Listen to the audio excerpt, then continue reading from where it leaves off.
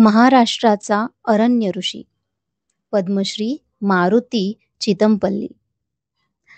जंगलातले शब्द ऐकणारा माणूस, वनांचा श्वास लेखणीत जपणारा पर्यावरणप्रेमी. अरण्य ऋषी या नावाने ओळखले जाणारे पद्मश्री मारुती भुजंगराव चिदमपल्ली यांचा जन्म 12 नोव्हेंबर 1932 मध्ये सोलापूर येथे झाला. ते वनसेवेत अधिकारी होते. त्यांनी ताडोबा, मेळघाट, नवेगाव आणि अन्य अभयारण्यांमध्ये काम केले. त्यांची नजर केवळ झाडांवर नव्हे, तर त्या झाडांखाली जगणाऱ्या प्रत्येक प्राण्यावर असे. मेळघाट व्याघ्र प्रकल्पाच्या उपसंचालक पदावर कार्यरत असताना 1990 मध्ये 36 वर्षांच्या सेवेनंतर ते सेवानिवृत्त झाले.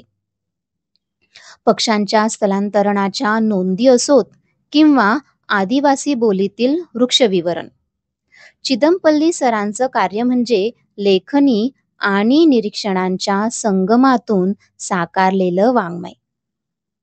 त्यांनी परंपरागत पद्धतीने संस्कृतचे अध्ययन केले. त्यांनी जर्मन आणि रशियन भाषांचे सुद्धा अध्ययन केले. 2006 मध्ये त्यांनी सोलापूर येथे पार पडलेल्या 79व्या अखिल भारतीय मराठी साहित्य संमेलनाचे अध्यक्षपद भूषविले. त्यांनी निसर्गाला साहित्याच्या केंद्रस्थानी आणले. त्यांनी लेखकांना आवाहन केले, पक्ष्यांच्या आवाजातले भाषाशास्त्र समजून घ्या, झाडांच्या सावलीत भाषेचं भविष्य लिहा. वनसेवा अधिकारी आणि पर्यावरण लेखक मारुती चितमपल्ली यांनी मराठी भाषेला पक्ष्यांची, झाडांची व आदिवासी बोलीची समृद्धी दिली. त्यांना 13 भाषा ज्ञात होत्या. जर्मन वनीकरणाच्या शास्त्रशुद्ध पद्धतींना समजून घेऊन त्यांनी वनसंवर्धनात अमूल्य योगदान दिले.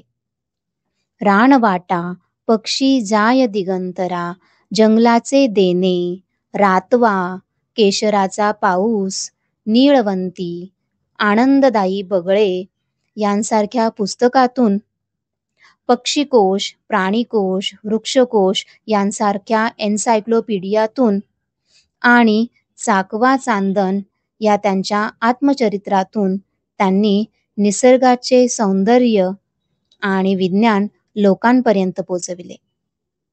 त्यांनी त्यांच्या आत्मचरित्रात लिहिले आहे, शाळेपेक्षा जंगलच माझे विद्यापीठ होते.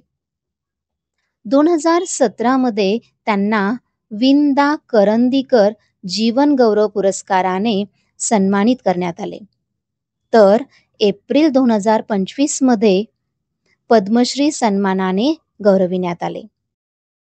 वयाच्या 93व्या वर्षी 18 जून 2025 रोजी त्यांनी देह ठेवला. पण त्यांच्या शब्दातून अजूनही राणाचं गाणं ऐकू येते. द न्यू नॉलेज कॅम्पसतर्फे आम्ही त्यांना ही श्रद्धांजली अर्पण करतो. त्यांच्या कार्याचा प्रकाश सदैव मार्ग दाखवत राहील.